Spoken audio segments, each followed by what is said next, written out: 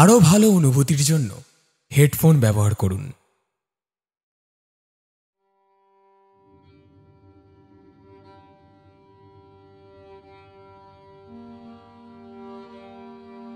আমরা সভ্য সমাজে বসবাস করছি, কিন্তু দেখুন তো ভেবে আমরা কতটা সভ্য হতে পেরেছি। এইসব আজকালকার তথাকথিত আধুনিকতার ঢেউতে কম বেশি সবাই গা ভাসিয়ে দিচ্ছি বটে, তবে কোনো মানুষের আধুনিকতা তার জ্ঞানের পরিচয় দেয় না। ঠিক তেমনি যে কোনো প্রাচীন ভাবনাই অমোঘ সত্য হতে পারে না। এরকমই এক প্রথা নিয়ে আজ আমাদের গল্প শুরু হচ্ছে। আজকের পরিবেশনা লেখিকা সঞ্চারী ভট্টাচার্য মিত্রের কলমে চন্দ্রশুদ্ধি।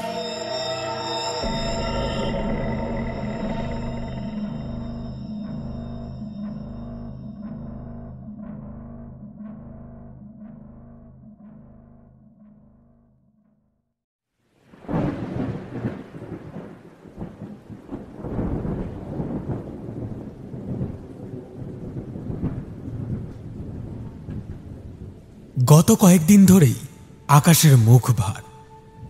আকাশ সারাক্ষণই ঘন কালো মেঘে ঢেকে রয়েছে। মাঝে মাঝে কান ফাটানো আওয়াজে বাজ পড়ছে, আর কিছু সময় পরপর মুষলধারে বৃষ্টি নামছে। এই ফাল্গুন মাসেই যেন বর্ষাকাল শুরু হয়ে গেছে। বৈঠকখানায় আলবোলার নল হাতে চুপ করে বসেছিলেন প্রতাপপুরের জমিদার নীলকণ্ঠ রায়। দুশ্চিন্তায় তাঁর মুখ যেন আকাশের মতোই কালো হয়ে রয়েছে। গ্রামের অবস্থা একদমই ভালো নয়।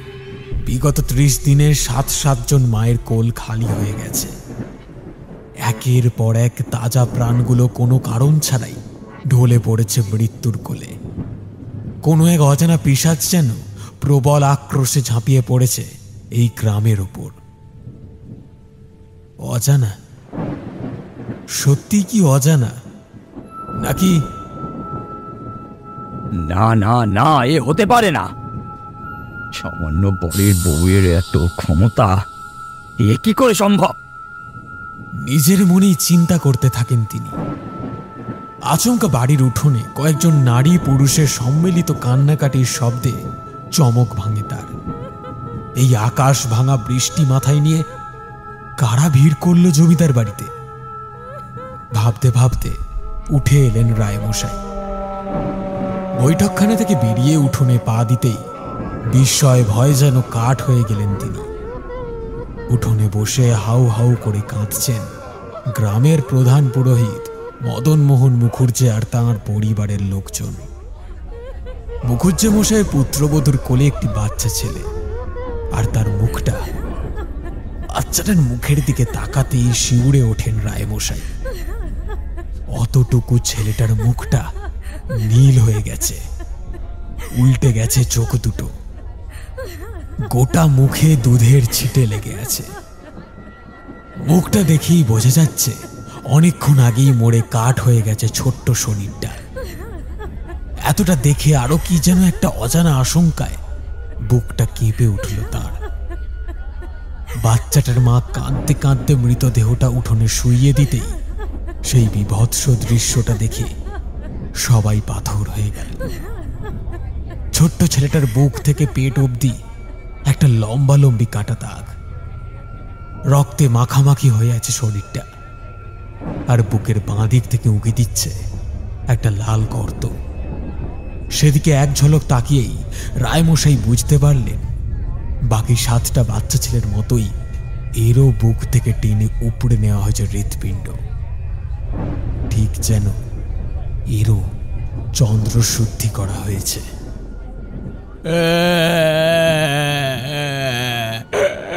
আর কতদিন জমিদার বাবু, আপনি কিছু একটা করুন বাবু। আমাদের মা বাপ আপনি কিছু ব্যবস্থা না করলে আমরা যে নির্বংশ হয়ে যাব বাবু। ওরে আমার সোনা রে, না জানি কত ভাব করেছিলাম আমরা রে, তাই এমন ভাবে তোকে পেয়ে আলাদা।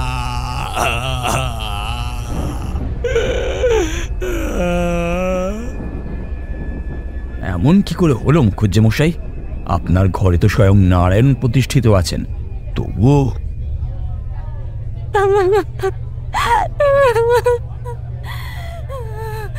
অভিশাপ, অভিশাপ লেগেছে গায়ে। এত পাপ ভগবান কতদিন সহ্য করবেন মুখ বুঝে? এসবই আপনাদের পাপের ফল।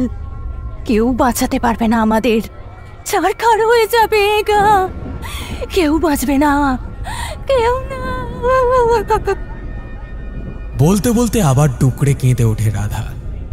কিছু বলার ভাষা খুঁজে পান না জমিদার মশাই। কেউ কিছু না জানলেও তিনি তো সবটা জানেন।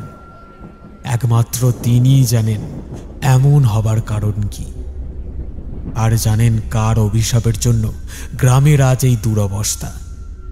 কিন্তু সব জেনেও তাকে বাধ্য হয়ে চুপ করেই থাকতে হচ্ছে। এই সব কথা জানাজানি হলে যে এই ঐতিহ্যশালী রায় পরিবারের সম্মান একেবারে ধুলোয় মিশে যাবে। যে প্রথাকে কেন্দ্র করে এত গণ্ডগোল, সেই চন্দ্রশুদ্ধি প্রথার প্রচলন তো করেছিলেন তাঁদেরই পূর্বপুরুষরা।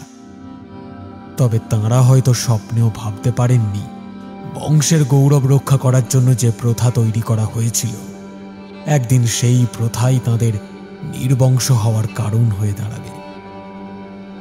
সবাইকে প্রশ্ন করে জানা গেল আজ সকালে রাধা তার ঘরে বসে ১.৫ বছরের ছেলেকে স্তন্যপান করাচ্ছিল। তখনও অবধি দিব্যি সুস্থ ছিল ছেলেটা, কিন্তু দুধ খাওয়াতে খাওয়াতেই ঘটে যায় ভয়ঙ্কর অঘটনটা। খেতে খেতেই হঠাৎ প্রচণ্ডভাবে কাশতে শুরু করে ছেলেটা।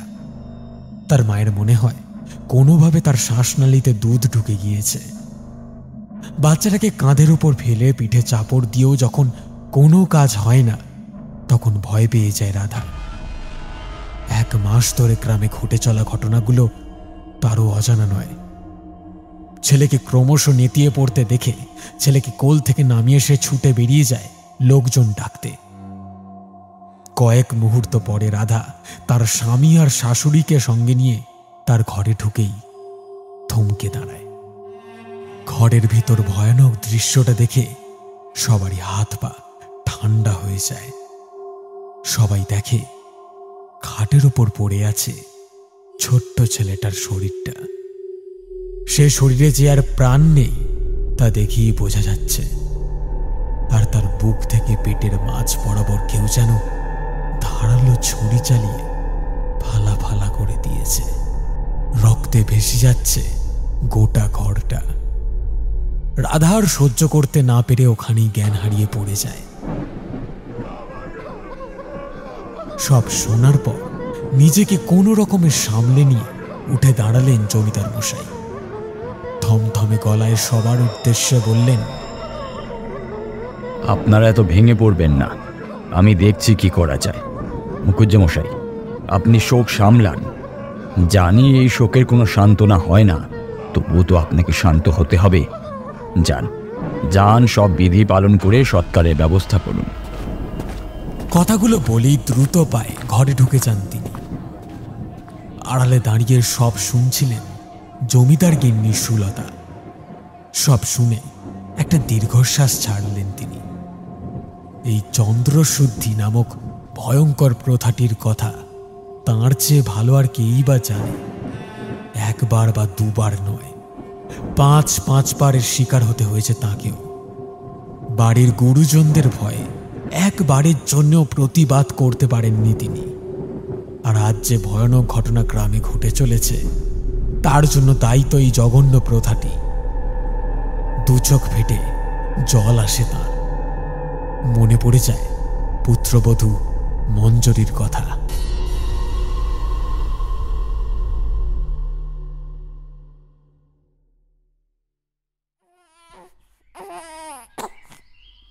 মেয়ে হয়েছে গো, আবার একটা মেয়ে বিয়েছে পোড়ামুখী।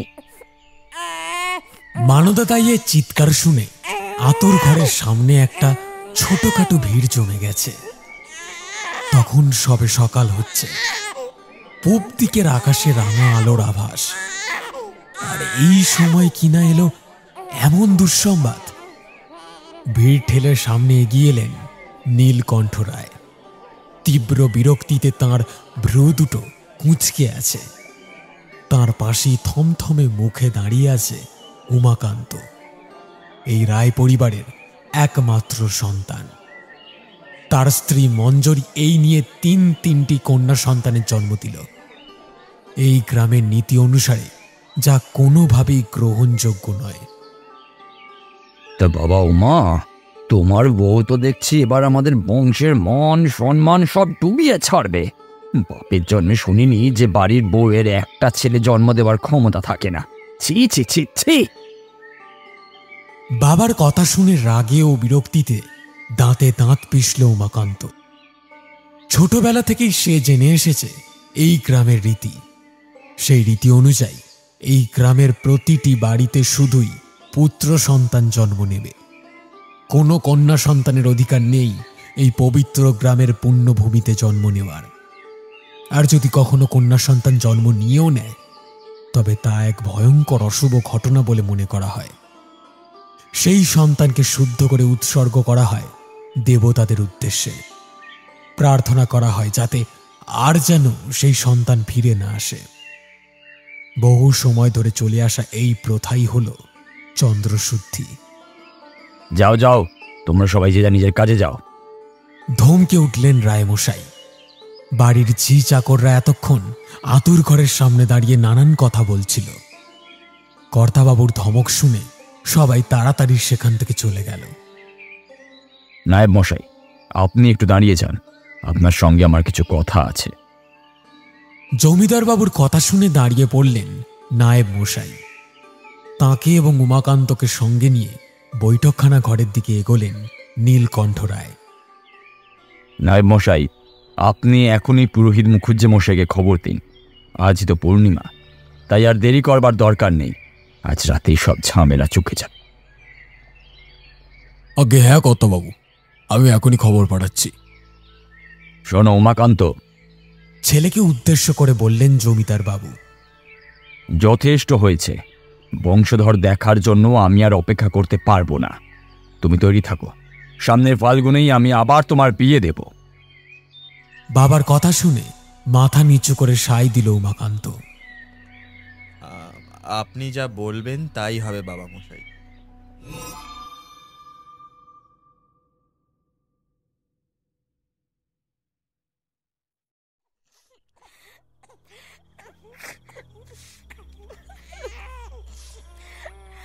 চুপ কর লো পোড়ামুখী, চুপ কর।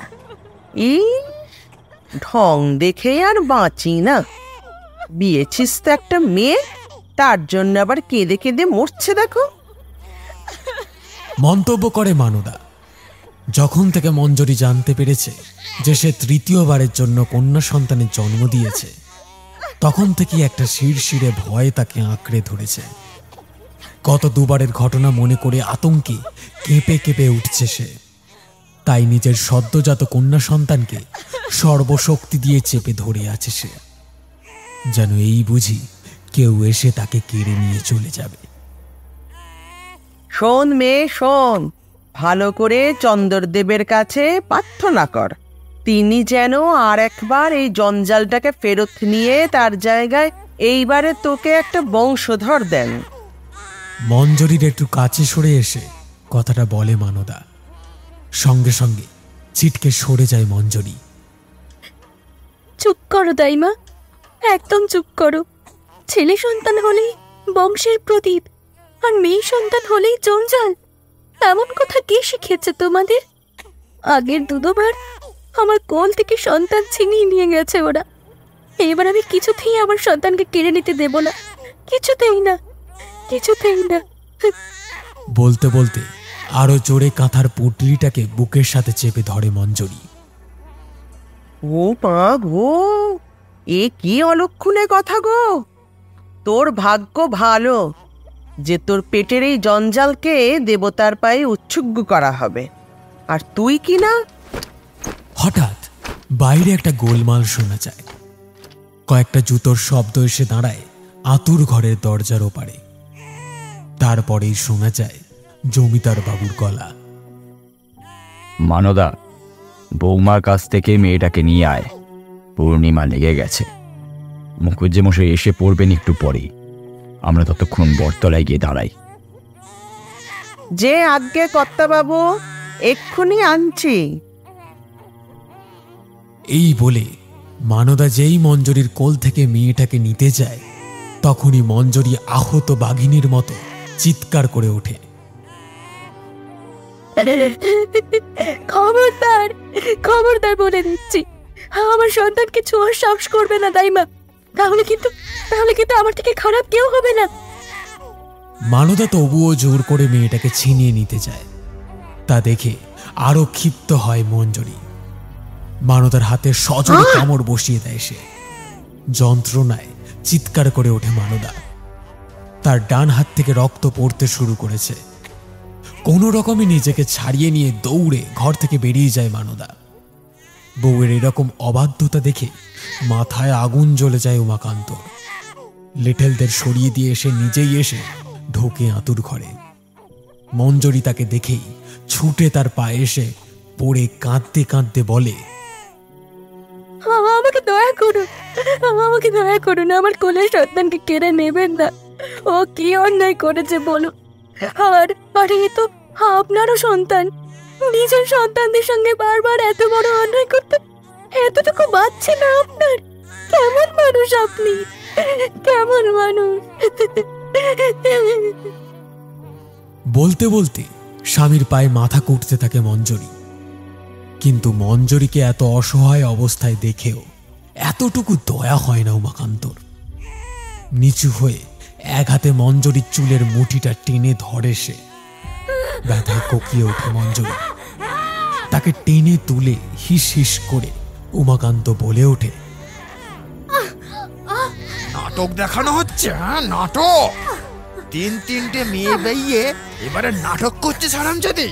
দেখ নাটক কাকে বলে আজ তোকে দেখাবো। তোর সামনেই তোর মেয়ে চন্দ্রশুদ্ধি হবে। এই কে আছিস? কেড়ে নে মেয়েটাকে।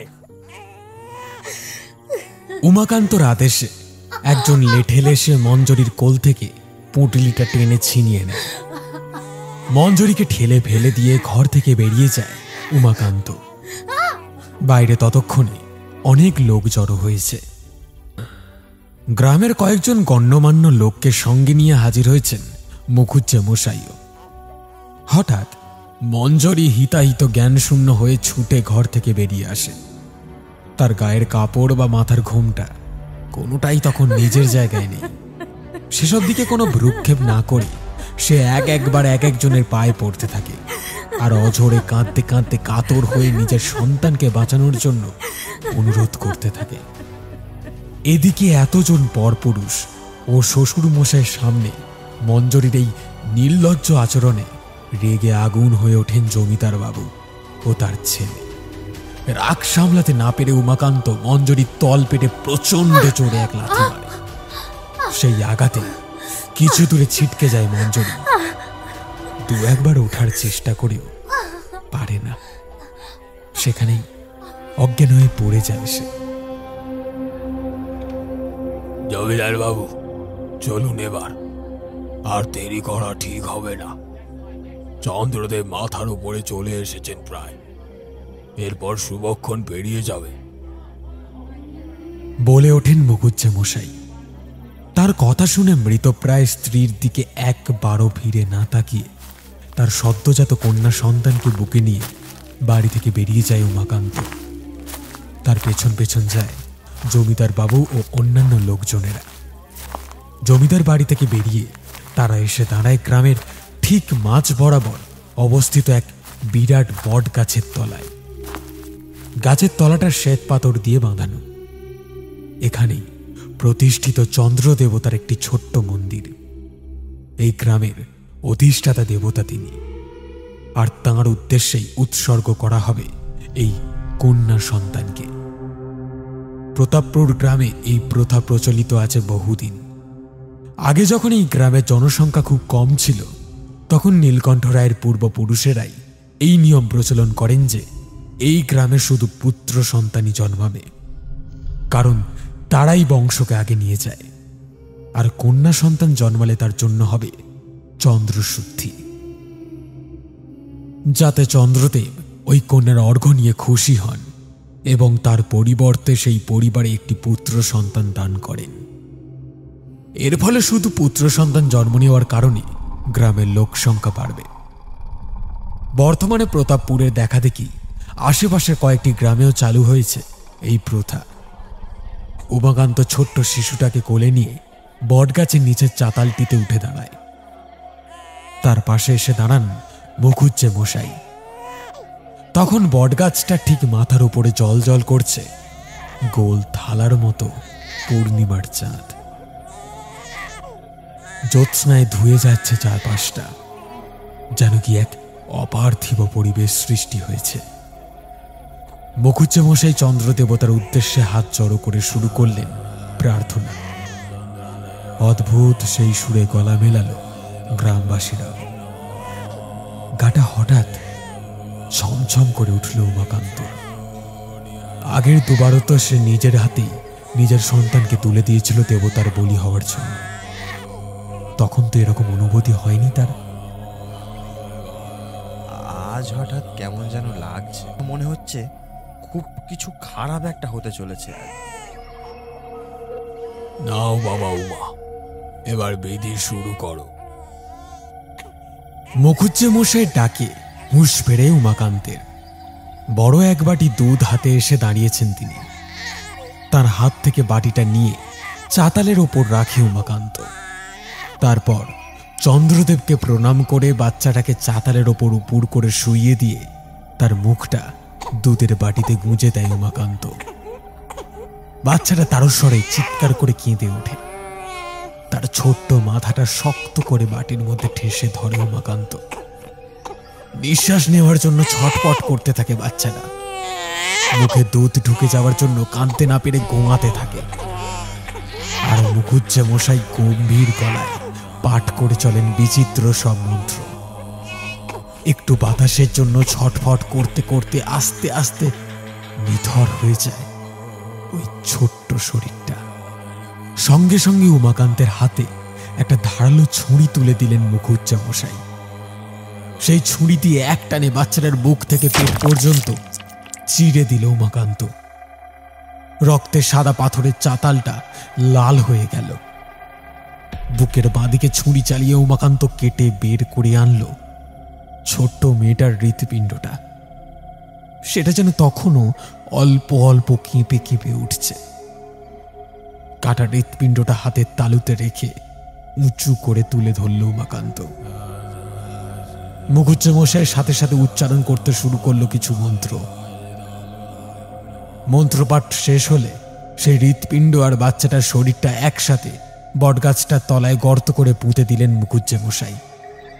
হাত জড়ো করে আকাশের দিকে তাকিয়ে পুত্র সন্তানের জন্য প্রার্থনা করতে লাগলো সব গ্রামবাসীরা। চন্দ্রশুদ্ধি শেষ করে বাড়ি ফিরতে ফিরতে বেশ রাত হয়ে গেল সবার। বাড়ি ঢোকার সঙ্গে সঙ্গে ছুটে এলেন সুলতা। ছেলেকে দেখতে পেয়ে ব্যস্ত হয়ে বললেন, ও খোকা, বৌমার শরীরটা একদম ভালো নেই রে বাবা। সেই সন্ধে থেকে সমানে রক্ত পড়েই যাচ্ছে। একটু কবিরাজ মশাইকে খবর দে না রে বাবা, আমার একদম ভালো ঠেকছে না ব্যাপারটা। ছাড়ো তো, যত সব ন্যাকামি। একে তো আবার একটা মেয়ের জন্ম দিয়েছে, তার উপর আবার ঢং করছে। ওসব কাজকর্ম না করার বাহানা, বুঝলে তো? কবিরাজ মশাইকে ডাকার কোনো দরকার নেই। তুমি আছো, দাইমা আছে, ওরাই যা পারে করুক গিয়ে। মায়ের পাশ কাটিয়ে দোতলায় উঠে যায় উমাকান্ত। নিরুপায় হয়ে স্বামীর দিকে তাকান সুলতা। শুনছেন, খোকা তো কিছুই শুনল না।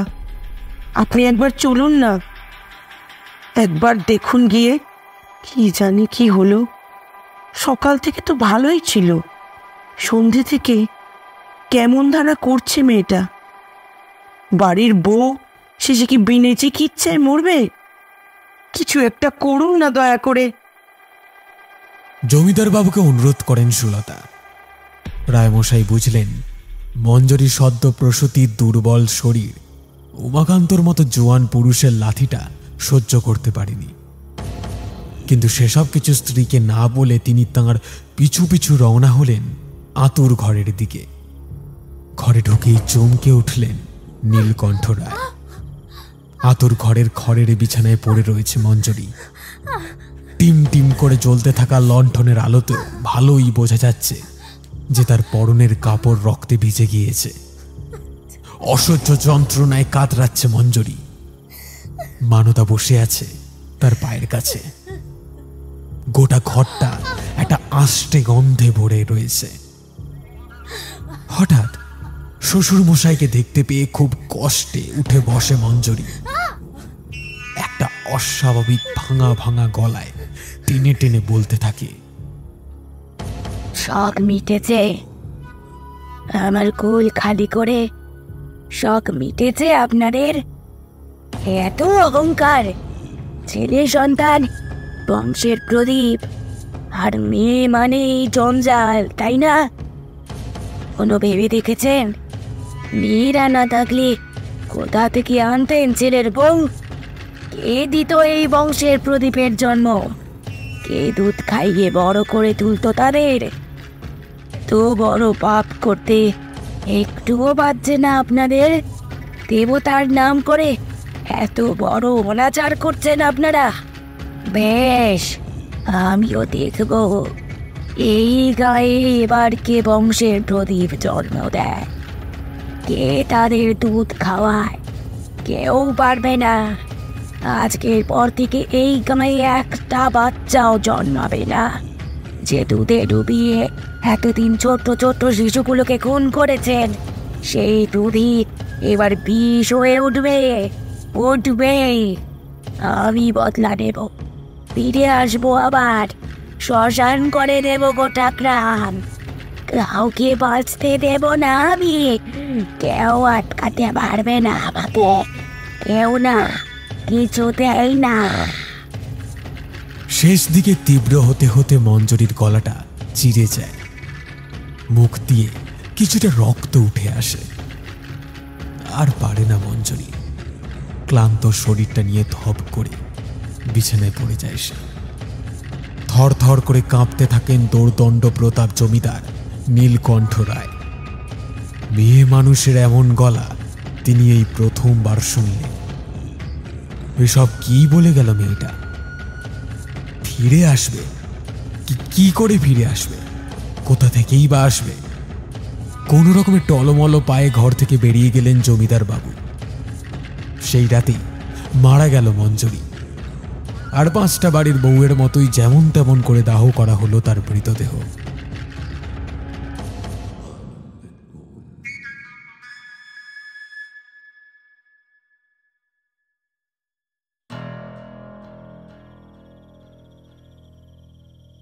আঁচল দিয়ে চোখের জল মুছিলেন সুলতা। এসব আজ থেকে মাস 2 আগের ঘটনা। মঞ্জরির মারা যাওয়ার কয়েকদিন পর থেকেই উমাকান্ত দ্বিতীয় বিয়ের তোড়জোড় শুরু করে দিয়েছিলেন জমিদার মশাই। আর 5 দিন পরই পাশের পরগনার এক অবস্থাপন্ন ঘরের ছোট মেয়ে শিবানীর সঙ্গে উমাকান্তর বিয়ে। তারই মধ্যে গত 1 মাস ধরে গ্রামে একের পর এক ঘটে চলেছে এইসব অঘটন। তবে কি মঞ্জরির বলে যাওয়া শেষ কথাগুলোই সত্যি হয়ে গেল? মঞ্জরির অতৃপ্ত আত্মা কি এভাবেই প্রতিশোধ নিচ্ছে? মনে মনে কথাগুলো ভাবতেই গোটা গা শিউরে উঠল সুলতার। একটা ঠান্ডা ভয়ের চোরা স্রোত যেন তীর তীর করে নেমে গেল শিরদাঁড়া দিয়ে। হে ভগবান, তুমি রক্ষা করো। গলায় শাড়ির আঁচলটা জড়িয়ে নিয়ে আকাশের দিকে তাকিয়ে একটা প্রণাম করলেন সুলতা। সন্ধে নেমে এসেছে অনেকক্ষণ। নিজের ঘরের পালঙ্কে বালিশে হেলান দিয়ে শুয়ে আছেন জমিদার মশাই। তাঁর মনে তখন চিন্তার ঝড় উঠেছে। সবটাই কি কাকতালীয়, নাকি আমার মনের মধ্যে মঞ্জুরির শেষ কথাগুলো এমন ভাবে গেঁথে গেছে যে আমি সেই সব কথাগুলোকে সত্যি ভাবছি? অস্থির হয়ে উঠলেন জমিদার বাবু। বিছানা থেকে মেঝেতে নেমে এসে পায়চারি শুরু করলেন তিনি। আচ্ছা, সত্যি যদি মঞ্জুরির আত্মা ফিরে এসে থাকে, নিজের সন্তানদের অকাল মৃত্যু হয়তো ওকে শান্তি দেয়নি, ভাবতে ভাবতে মঞ্জরির বলে যাওয়া শেষ কথাটা মনে পড়ে যায় তার। শ্মশান করে দেব গোটা গ্রাম, কেউ বাঁচবে না, একজনও নয়। তবে কি এবার তাঁদের পালা? কথাটা মনে হতেই জমিদার বাবুর বুকের ভেতরটা ধক করে ওঠে। একটা অজানা অস্বস্তি তাকে ঘিরে ধরতে থাকে। এতক্ষণে এইসব ভাবতে ভাবতে জমিদার মশাই কিছুটা অন্যমনস্ক হয়ে পড়েছিলেন। হঠাৎ চমক ভাঙতেই তিনি দেখতে পান গোটা ঘরটা অন্ধকার হয়ে আছে। একটু আগেও ঘরে চলছিল বেশ কয়েকটা বড় বড় প্রদীপ। তিনি শুনতে পেলেন বাইরে মেঘ ডাকছে। বিদ্যুৎ ঝলকানোর আলো চোখে পড়ল তাঁর। এই ব্যাপার, ঝোড়ো হাওয়ায় কি প্রদীপগুলো নিভে গেল নাকি? এই, কে কোথায় আছিস? এ ঘরে একটা আলো দিয়ে যা তাড়াতাড়ি। বার কতক ডাকাডাকি করেও কারোর সাড়া না পেয়ে একটু অবাকই হলেন তিনি। তার সঙ্গে কিছুটা রাগও হলো তাঁর। আমার ডাকে সাড়া দিলি না তোরা? বড্ড বার বেড়েছে দেখছি। দাঁড়া দাঁড়া, আজ তোদের মজা দেখাচ্ছি আমি। বিড়বিড় করতে করতে তিনি ঘর থেকে বেরোতে গেলেন। তাঁর পালঙ্ক থেকে দরজার দূরত্ব বড়জোর হাত পাঁচেক হবে। তাই ৫-৬টা পা হাঁটার পরেও দরজা খুঁজে না পেয়ে চমকে গেলেন রায়মশাই। তিনি কি তবে ভুল দিকে নেমে পড়লেন? না না, তা কি করে হয়? বাকি ৩ দিক দিয়ে তো মেঝেতে নামা সম্ভব নয়। ভাবতে ভাবতে তিনি সামনে একটা হাত বাড়িয়ে অন্তত দেওয়ালটা ধরার চেষ্টা করতে লাগলেন। কিন্তু দেওয়াল তো দূরে থাক, তার হাতটা শূন্যে ঘুরে ফিরে এলো। পিছন ফিরে তিনি খাটের ছত্রিগুলোকে ধরতে চাইলেন, তবুও কিছুই ধরতে পারলেন না। এক লহমায় ঘরের সব আসবাবপত্র, এমনকি দেওয়ালগুলোও যেন হাওয়ায় মিলিয়ে গেছে। আর তিনি বন্দী হয়ে আছেন এক নিশ্চিদ্র অন্ধকারের মায়াজালে। এবার সত্যি সত্যি ভীষণ ভয় পেলেন নীলকণ্ঠ রায়। এসব কি হচ্ছে তার সঙ্গে? তার শরীর ঘামে ভিজে যেতে লাগলো। আতঙ্কে পাগলের মতো হয়ে গিয়ে তিনি গলা ফাটিয়ে চিৎকার করে উঠলেন, এই এই, কে কোথায় আছো? আমাকে বাঁচাও, আমি আটকে গেছি এখানে। আমাকে এখন এখান থেকে বের করো, বাঁচাও বাঁচাও। কিন্তু তবুও কেউ এলো না তাকে বাঁচাতে। আর দাঁড়িয়ে থাকতে পারলেন না জমিদার বাবু। ধপ করে মাটির ওপরে বসে পড়লেন তিনি। কতক্ষণ ওভাবে বসেছিলেন জানেন না জমিদার বাবু। হঠাৎ একটা অস্বাভাবিক মেয়েলি গলায় খিকখিকে হাসি শুনে তিনি চমকে উঠলেন। ঠিক তখনই বুঝতে পারলেন তাঁর আশেপাশে ঘুরে বেড়াচ্ছে জমাট বাঁধা অন্ধকারে একটা অবয়ব। ওই ভয় ধরানো খিক করে হাসিটা সেখান থেকেই আসছে। আর আসছে অসম্ভব গা গুলিয়ে ওঠা একটা পচা গন্ধ।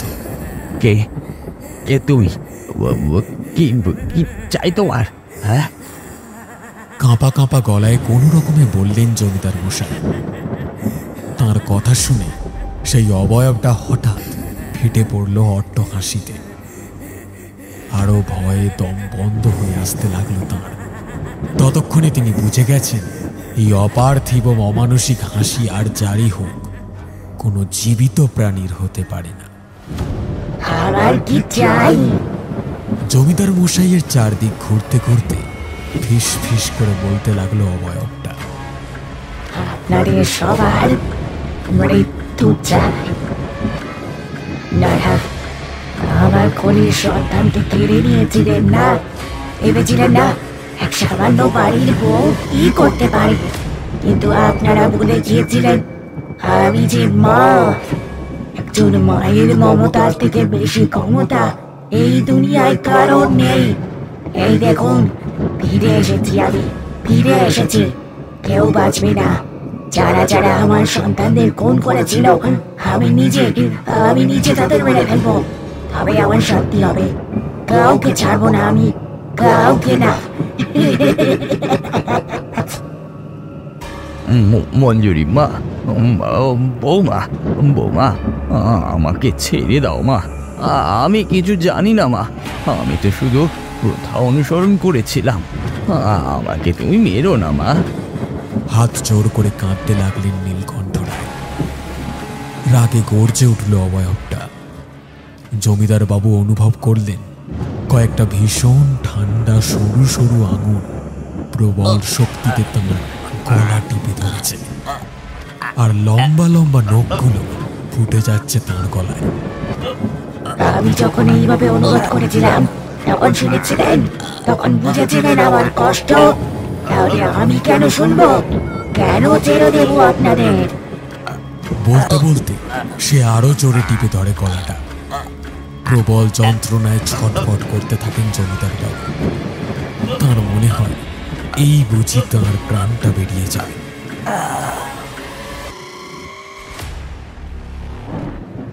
শুনছেন? খাবেন না? অনেক রাত্রি হয়ে গেল তো। কি হলো, শুনতে পাচ্ছেন? হঠাৎ সুলতার ডাক শুনতে পেয়ে ধড়মড় করে উঠে বসেন জমিদার বাবু। তার গোটা শরীর ঘামে ভিজে গেছে। তিনি দেখতে পান যে তিনি এতক্ষণ তাঁর নিজের ঘরের পালঙ্কেই শুয়ে আছেন। ঘরে তখনও জ্বলছে প্রদীপগুলো। বাইরে খুব জোরে বৃষ্টি নেমেছে। কি হয়েছে আপনার? শরীর খারাপ লাগছে? এমন অসময়ে ঘুমিয়ে পড়েছিলেন যে বড়। খবরের মশাইকে ডাকবো নাকি? উদ্বিগ্ন গলায় একের পর এক প্রশ্ন জিজ্ঞাসা করে চলেন সুলতা। ততক্ষণে নিজেকে কিছুটা সামলে নিয়েছেন জমিদার বাবু। সুলতা, কিছু হয়নি আমার। একটু ক্লান্ত লাগছিল তাই শুয়েছিলাম। তুমি যাও, আমি খেতে আসছি। বলতে বলতে পালঙ্ক থেকে নেমে আয়নার সামনে গিয়ে দাঁড়ালেন জমিদার বাবু। স্বামীর কথা শুনে সুলতা নীরবে মাথা নেড়ে বেরিয়ে গেলেন ঘর থেকে। নীলকণ্ঠ রায় আয়নার সামনে দাঁড়িয়ে চুল আঁচড়াতে আঁচড়াতে অন্য মনস্কভাবে একবার নিজের প্রতিবিম্বের দিকে তাকিয়েই চমকে গেলেন। তাঁর গলায় অনেকটা জায়গা জুড়ে ফুটে রয়েছে লম্বা লম্বা লাল দাগ। কয়েকটা জায়গার নোকের আঁচড়ের চিহ্ন স্পষ্টভাবে বোঝা যাচ্ছে। কিছুক্ষণ আগে সেই দম বন্ধ করা ভয়টা আবার এক লহমায় ফিরে এলো জমিদার বাবুর মনে। তবে কি আমি ঠিকই দেখেছিলাম? মঞ্জুরি ফিরে এসেছে। এই সব বাস্তবে মঞ্জুরি করছে। একটা দম আটকানো উৎকণ্ঠার মধ্যেই এক এক করে কেটে গেল 5টা দিন।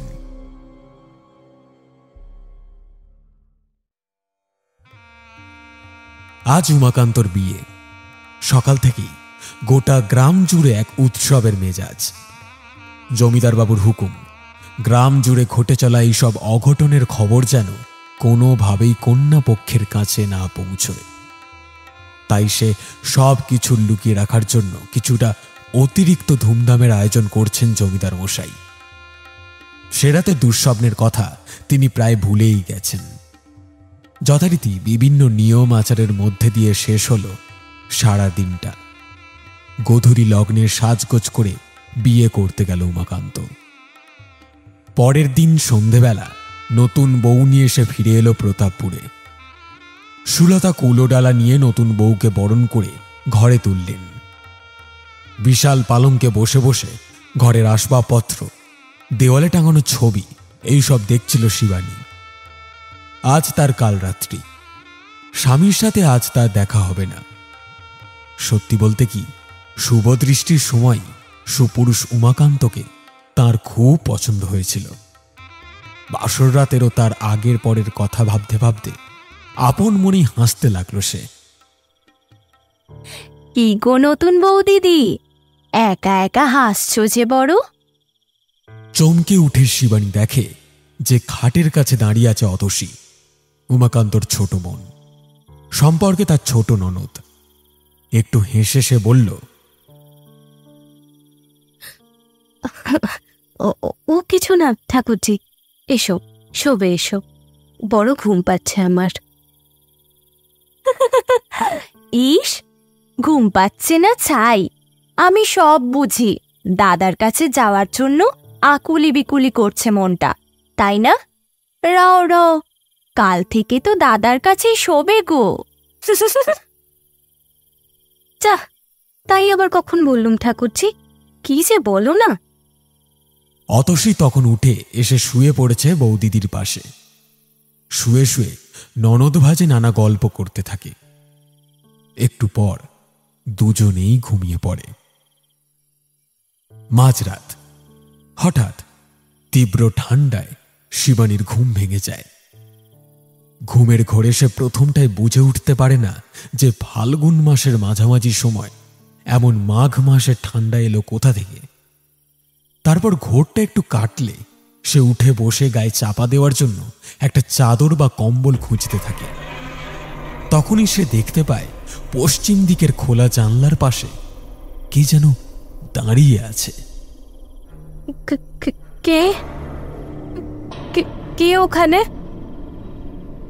কাঁপা কাঁপা গলায় জিজ্ঞাসা করে শিবানী, কিন্তু কোনো উত্তর আসে না।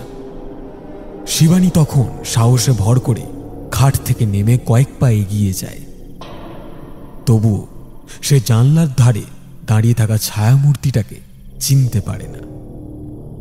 কে আপনি? এইভাবে এত রাত্রিরে এখানে দাঁড়িয়ে আছেন কেন? কি চাই আপনার? আবার প্রশ্ন করে শিবানী। এবার আস্তে আস্তে ঘুরে দাঁড়ায় মূর্তিটা।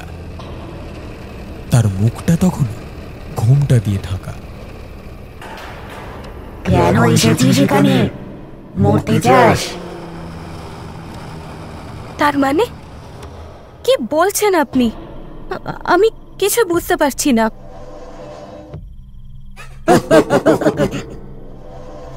বুঝতে পারছিস না?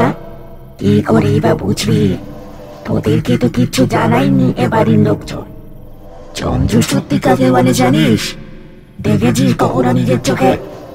যেদিন দেখবি সেদিন বুঝবি বেঁচে থেকেও মরে যাওয়া কাকে বলে। নিজের কোলের সন্তানকে যেদিন হারাবি সেদিন বুঝবি রে হতভাগী। সবকিছু গোলমাল হয়ে যায় শিবানী। চন্দ্রশুদ্ধির নাম যে সে শোনেনি এমন না, তবে সে তো ভীষণ পবিত্র অনুষ্ঠান। চন্দ্রদেবের পুজো করে পুত্র সন্তান চেয়ে নেওয়ার অনুষ্ঠান।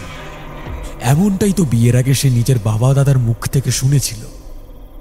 তবে এই মহিলা মাঝরাত্রে কেঁদে কেঁদে এমন উল্টোপাল্টা কথা বলছেন কেন? এসব কথা আমি বিশ্বাস করি না।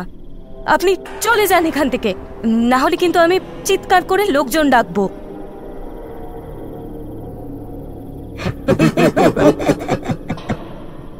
বিশ্বাস করিস না? হ্যাঁ, করবি করবি করবি।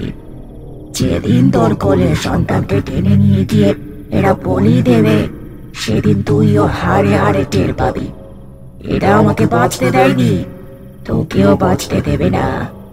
এবারই অভিশপ্ত, এই গোটা গ্রামে অভিশাপ আছে, বহু যুগের অভিশাপ।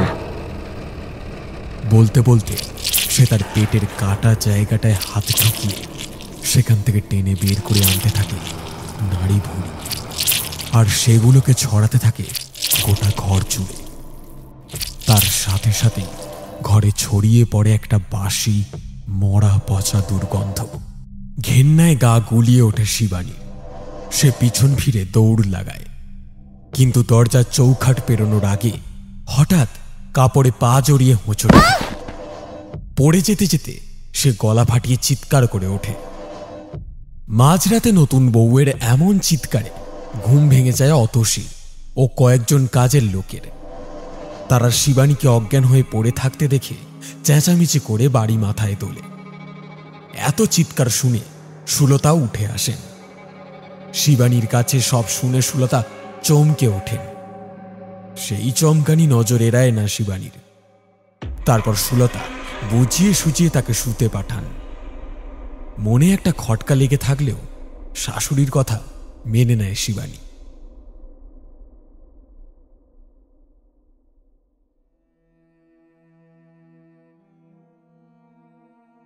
পরের দিন উমাকান্ত ও শিবানীর বৌভাত উপলক্ষে গোটা গ্রাম ভেঙে পড়ে জমিদার বাড়িতে। আসেন কন্যাপক্ষের লোকজনেরাও। গুরুজনদের উপস্থিতিতে সুসজ্জিতা শিবানীর সারা জীবনের ভাত কাপড়ের দায়িত্ব নেয় উমাকান্ত। তারপরে এক বিশাল ভোজের পর একে একে অতিথিরা বিদায় নেয়। আস্তে আস্তে রাত নেমে আসে। ফুলশয্যার জন্য প্রস্তুত হতে থাকে উমাকান্ত। আজ তার মনে খুব আনন্দ। অনেক দিন পর আজ আবার স্ত্রীর সঙ্গ সুখ উপভোগ করতে পারবে সে। ভাবতে ভাবতে সে তাড়াতাড়ি তৈরি হয়ে নেয়। রাত একটু গড়ালে সাজগোজ করে উমাকান্ত শোবার ঘরে ঢোকে। সে দেখতে পায় ফুল দিয়ে সাজানো বিশাল পালঙ্কে ঝলমলে দামি শাড়ি ও গা ভর্তি সোনার গয়না, আর তার সাথে ফুলের গয়না পরে বসে আছে তার নতুন বউ শিবানী। এক পা করে এগিয়ে উমাকান্ত খাটের কাছে বসে। শিবানী খাট থেকে নেমে তার পায়ে মাথা ঠেকিয়ে প্রণাম করে।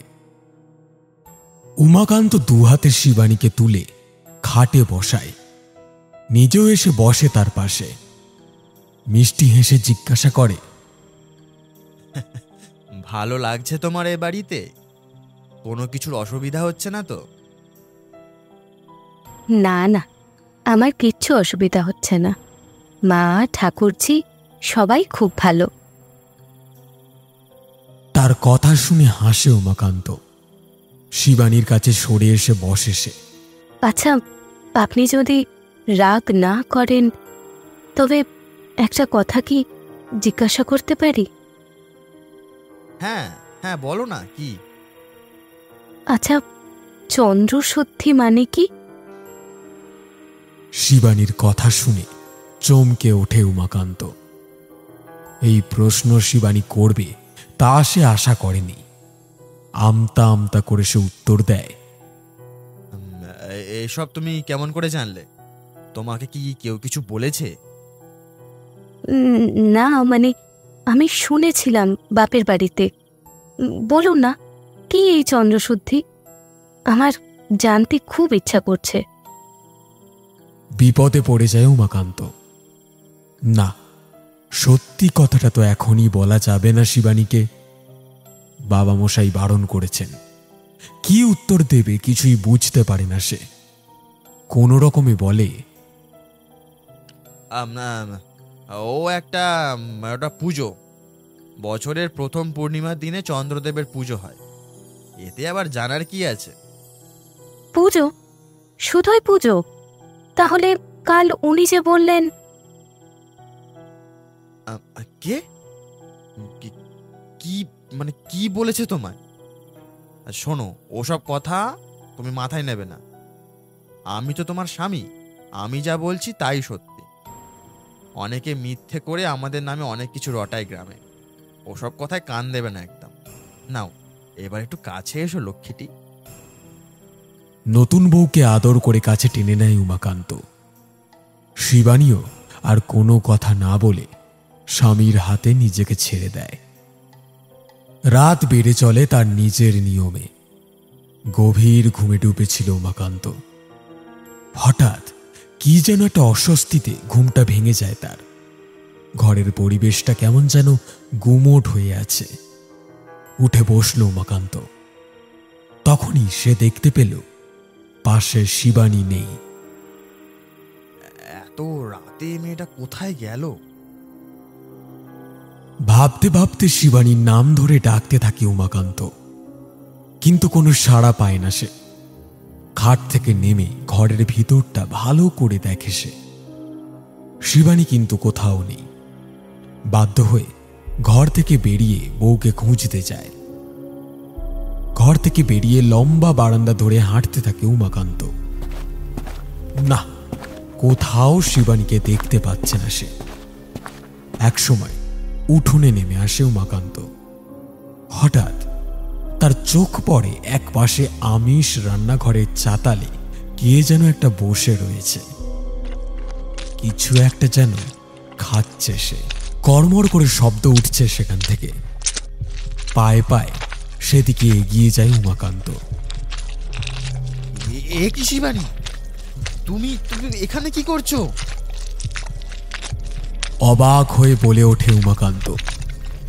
তার নববিবাহিতা স্ত্রী শিবানী এত রাতে আমিষ রান্নাঘরের চাতালে এসে বসে রয়েছে দেখে চমকে যায় সে।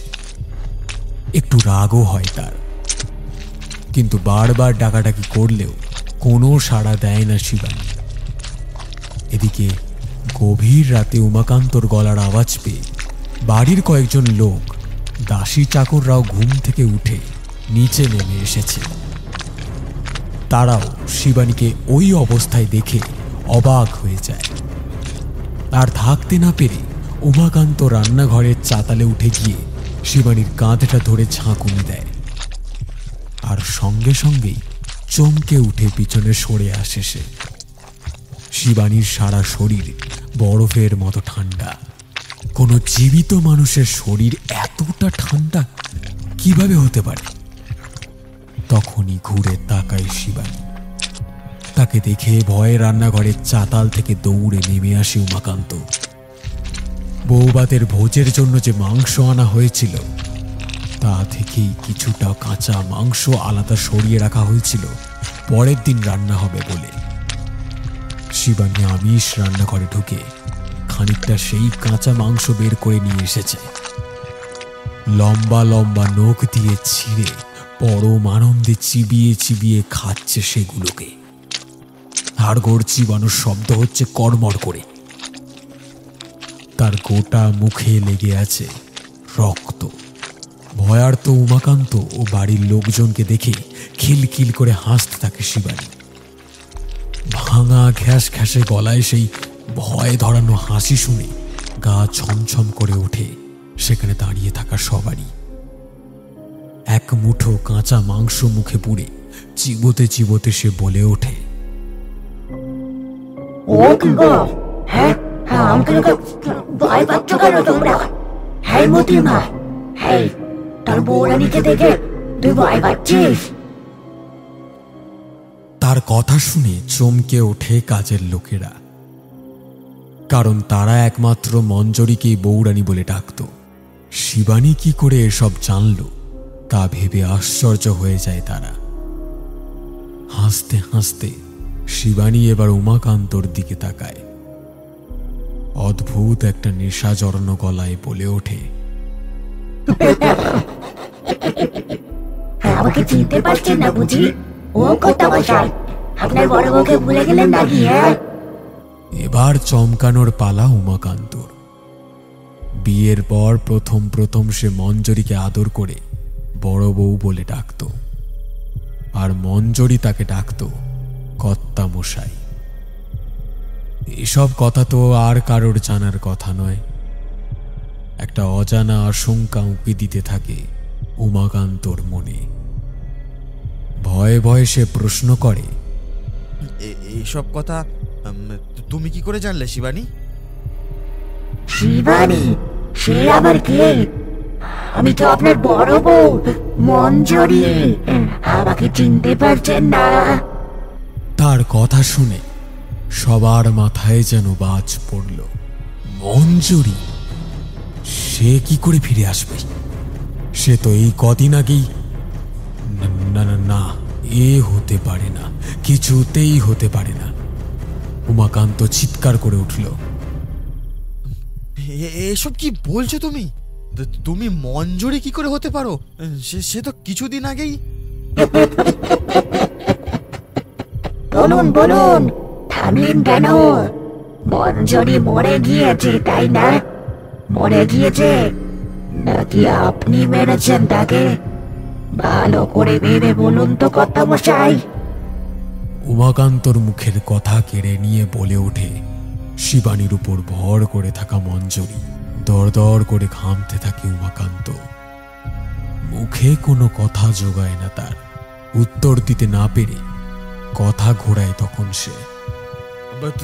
তুমি কেন এসেছো এখানে? তোমার কি চাই? হ্যাঁ, আপনি জানেন না আমার কি চাই? মনে নেই আমার শেষ কথাগুলো? কাউকে ছাড়বো না আমি। কি ভেবেছেন আর একটা বিয়ে করলেই আপনি বংশধর পাবেন? পাবেন না, পাবেন না। বংশধর তো অনেক দূরের কথা, বংশে পাতি দিতেই কাউকে পাবেন না। কেউ থাকবে না, না এই বাড়িতে, না এই গ্রামে। বলতে বলতে অত উঁচু চাতাল থেকে অবলীলায় এক লাফ দিয়ে নিচে নামে মঞ্জরির প্রেতাত্মা। সামনেই উমাকান্তকে পেয়ে সজোরে তার গলা টিপে ধরে। কি ভয়ঙ্কর দৃশ্য দেখে প্রাণ ভয়ে চিৎকার করতে থাকে সেখানে দাঁড়িয়ে থাকা লোকজনেরা। ততক্ষণে কয়েকজন ছুটে গিয়ে ডেকে এনেছে জমিদার বাবুকে। তিনি এসে দাঁড়িয়েছেন উঠোনে। উঠোনে ঘটে চলা ঘটনাগুলো দেখে তিনিও ভয়ে কাঁপতে শুরু করে দিয়েছেন।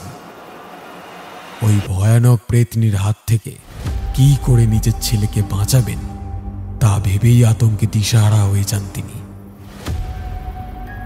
সবাই মরবে, সবাই, কেউ বেঁচে থাকবে না। গোটা একটা গায়ে একটাও পুরুষ মানুষ থাকবে না। তখন তোমরা বুঝবে মেয়েরা জঞ্জাল না, তারাও বংশের প্রদীপ। তার দু হাতের বাঁধন থেকে ধপ করে মাটিতে পড়ে যায় উমাকান্ত। তখনই দেখা যায় শিবানীর দেহ থেকে একটা কালো ধোঁয়ার কুণ্ডলী বেরিয়ে চলে গেল। আর সেটা বেরিয়ে যেতেই জ্ঞান হারিয়ে মাটিতে পড়ে গেল শিবানী। সবাই ছুটে এলো তাদের কাছে। উমাকান্তকে পরীক্ষা করে দেখা গেল তার দেহে এখনো প্রাণ আছে, শুধু ঘাড়ের কাছে নখের আঁচড়ে কয়েকটা জায়গা গভীরভাবে কেটে গেছে। সেগুলো দিয়ে চুইয়ে পড়ছে রক্ত। আর শিবানীর মাথায় ও হাতে কয়েকটা জায়গায় চোট লেগেছে। সবাই মিলে তাদেরকে ধরাধরি করে ঘরে নিয়ে যায়। কবরেজ মশাইকে জরুরি তলব দিলে তিনি তখনই চলে আসেন ও তাদের চিকিৎসা শুরু করেন।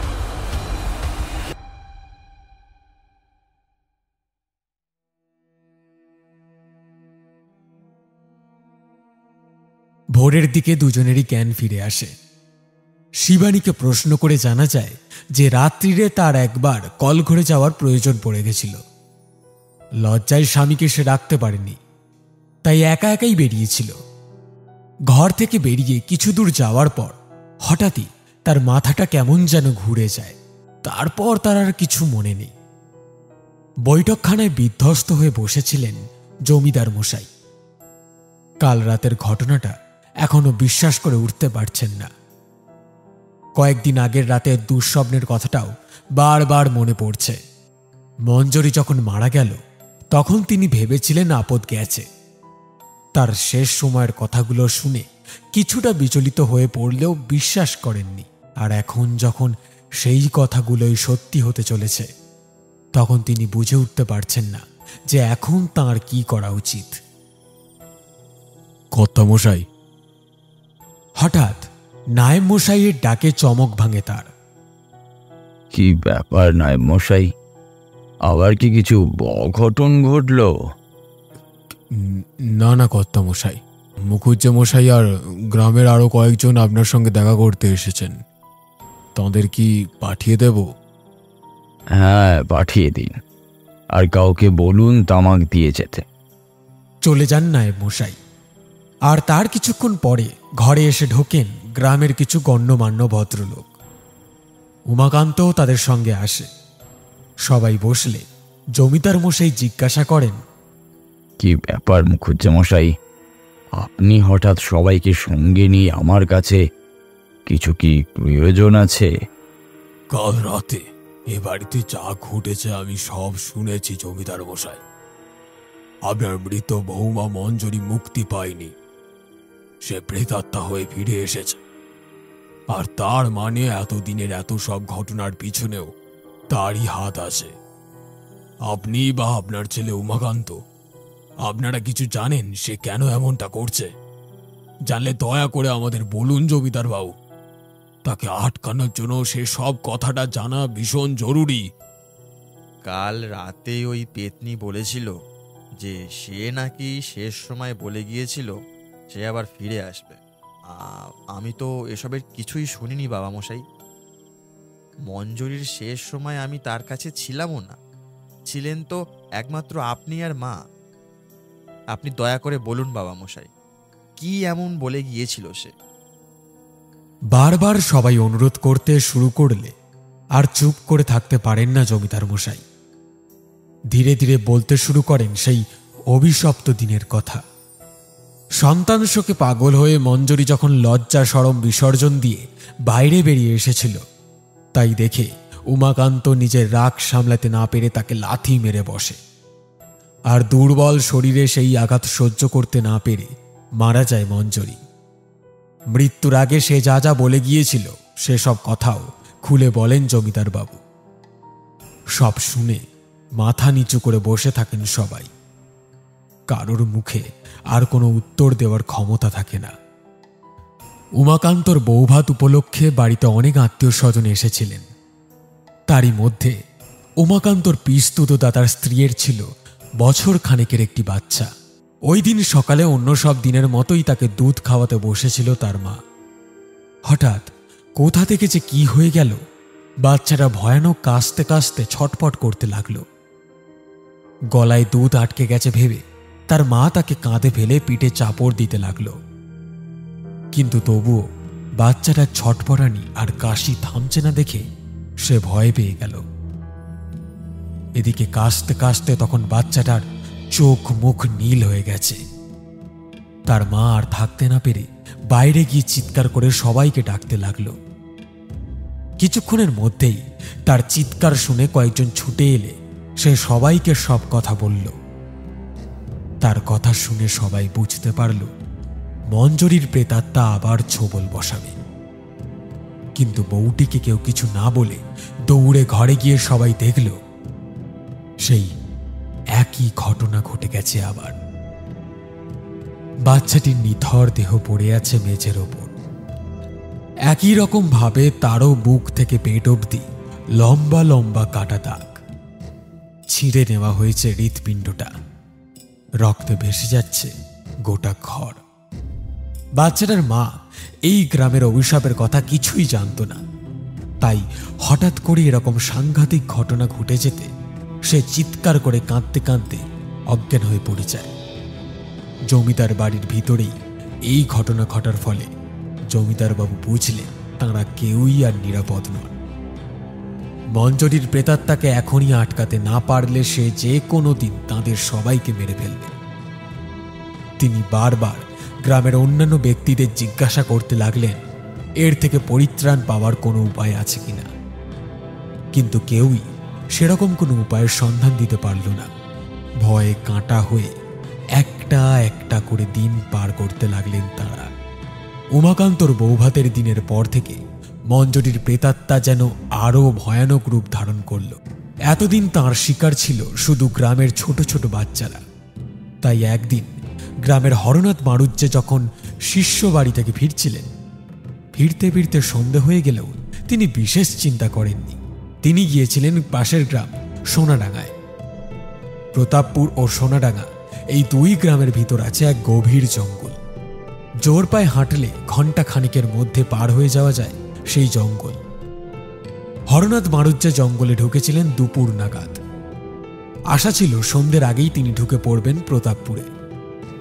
তাই অনেকটা রাস্তা পেরিয়ে আসার ক্লান্তি কাটাতে তিনি বসে পড়লেন একটা গাছের তলায়।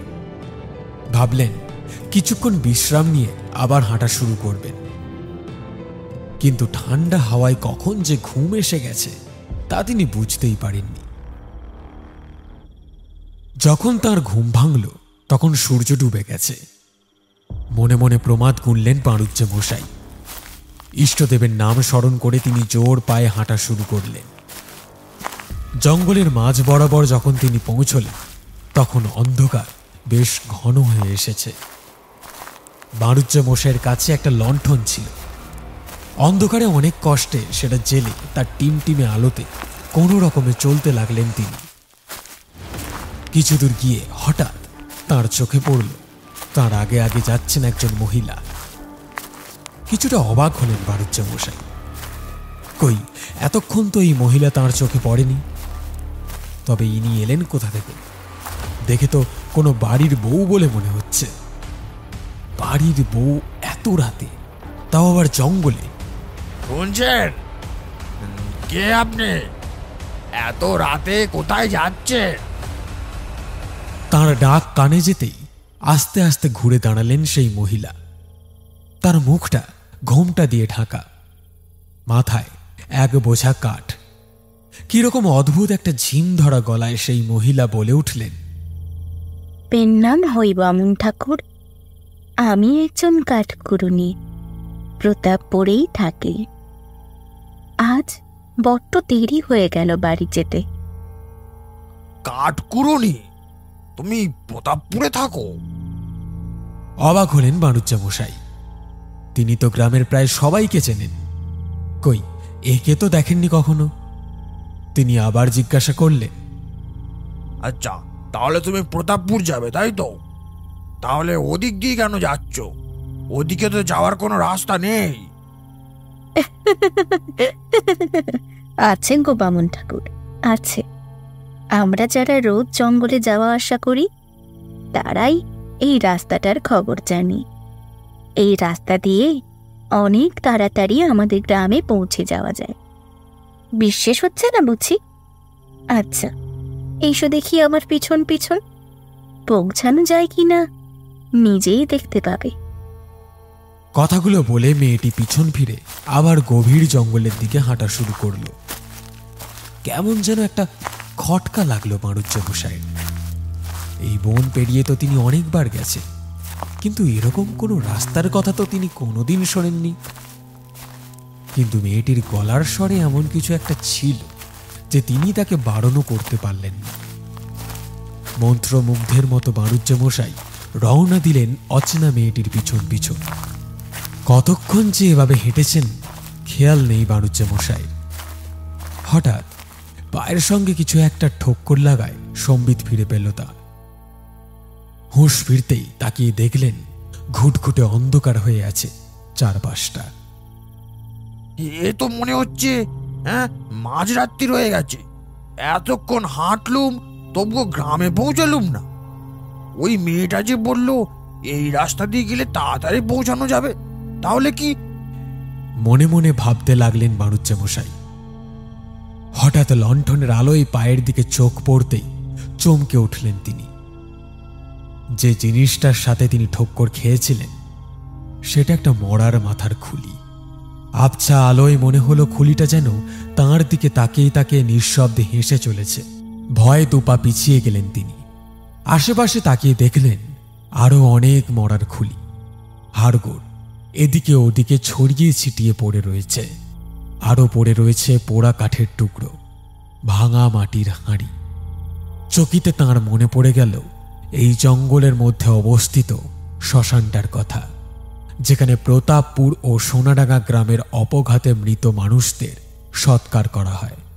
আর প্রসব করতে গিয়ে যেসব নারীদের মৃত্যু হয় তাদেরও দাহ করা হয় এই শ্মশানে।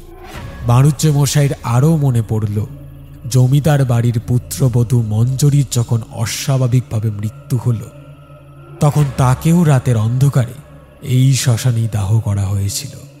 আর থাকতে পারলেন না বাণুজ্য মশাই। গলা ফাটিয়ে চিৎকার করে উঠলেন তিনি, এ তুমি কোথায় নিয়ে এসছো আমায়? এ তো গ্রামের রাস্তা নয়, এ তো শ্মশান। এখানে তুমি কেন আনলে আমায়? কে তুমি? তাঁর চিৎকার শুনে ঘুরে দাঁড়ালো সেই রহস্যময়ী। আর সঙ্গে সঙ্গে সামনের দৃশ্যটা দেখে ভয়ে বিস্ময়ে যেন পাথর হয়ে গেলেন বাণুজ্য মশাই। তিনি দেখলেন তার সামনে দাঁড়িয়ে আছে জমিদার বাড়ির মৃত পুত্রবধূ মঞ্জরি। তার পা মাটিতে নেই, মাটি থেকে হাত কয়েক উপরে যেন শূন্যে ভেসে আছে সে। হাওয়ায় উঠছে তার খোলা চুল, আর তার ঠোঁটের দুপাশ থেকে বেরিয়ে এসেছে দুটি রক্তমাখা সদন্ত। হাড় কাঁপানো গলায় হাসতে হাসতে এক পা করে বাণুজ্য মশাইয়ের দিকে এগিয়ে আসতে লাগলো সেই প্রেতনী। তার কয়েক মুহূর্ত পরেই সারা জঙ্গল কেঁপে উঠল একজন মানুষের মরণ চিৎকার আর একটা প্রেতাত্মা ভয়ঙ্কর অট্টহাসিতে।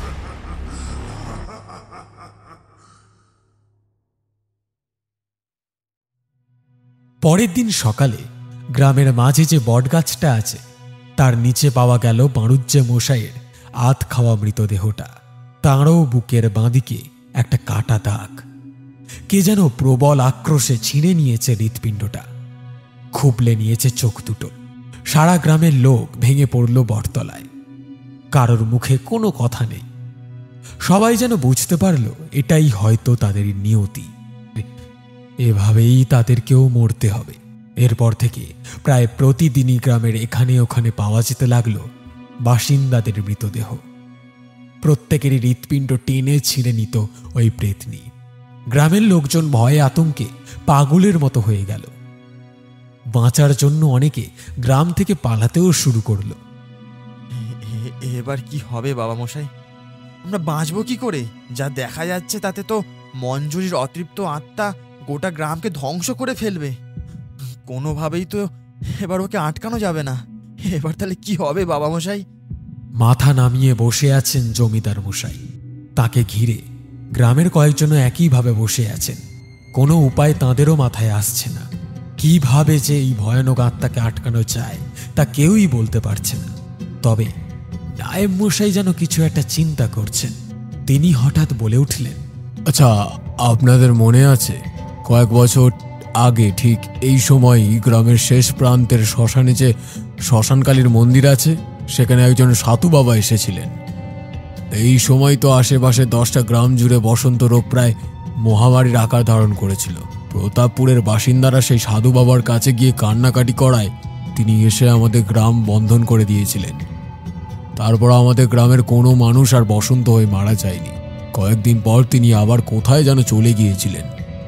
যখন প্রথম এইসব অঘটন শুরু হয় তখন আমি একবার তাঁর খোঁজ নিয়েছিলাম, কিন্তু তিনি তখন সেখানে ছিলেন না। আমি বলি কি, আর একবার খোঁজ নিয়ে দেখা যাক না সেই সাধু বাবা এসেছেন কিনা। যদি এসে থাকেন তবে তিনি নিশ্চয়ই আমাদের এই সমস্যার কিছু একটা সমাধান করতে পারবেন। ডুবন্ত মানুষ যেমন হাতের সামনে খড়কুটো পেলেও আঁকড়ে ধরে, তেমনি নায়েব মশাইয়ের এই কথাটা যেন সবার মনে একটু হলেও আশার আলো দিল।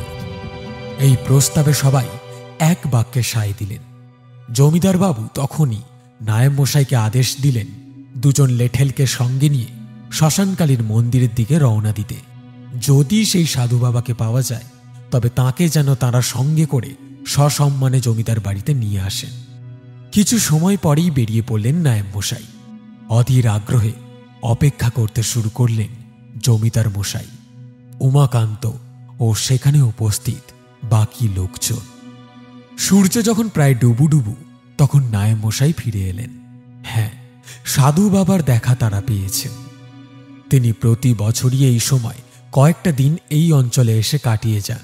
এই জায়গার আশেপাশেই কোনো একটা গ্রামে তার নাকি বাড়ি ছিল। তিনি জমিদার বাড়িতে আসতে তবে রাজি হননি, কারণ তিনি সন্ন্যাসী। কোনো গৃহস্থ বাড়িতে তিনি পা রাখতে পারবেন না। তবে নায়েব মশাইয়ের মুখে সব কথা শোনার পর তিনি পরের দিন সকালে জমিদার বাবু ও উমাকান্তকে সঙ্গে নিয়ে শ্মশানকালীর মায়ের মন্দিরে তাঁর কাছে যেতে বলেছেন। সেই রাতটা একরকম না ঘুমিয়েই পার করলেন জমিদার বাবু। পরের দিন সকাল হতে না হতেই জমিদার মশাই ও উমাকান্ত তৈরি হয়ে বেরিয়ে পড়লেন। নায়েব মশাইও তাদের সঙ্গে চললেন। একসময় তাঁরা এসে পৌঁছলেন সেই শ্মশানে। শ্মশানের একধারে বহু প্রাচীন একটি মন্দির, তার একধার ফাটিয়ে বেড়ে উঠেছে একটি বিশাল অশ্বত্থ গাছ। নায়েব মশাই জানালেন যে মন্দিরের ভিতরেই আছেন সাধু বাবা। তাঁর কথা শুনে সবাই ঢুকলেন মন্দিরের ভিতরে। ঢুকেই দেখতে পেলেন মন্দিরের অধিষ্ঠাতা কালীর ভয়াল দর্শন বিগ্রহ।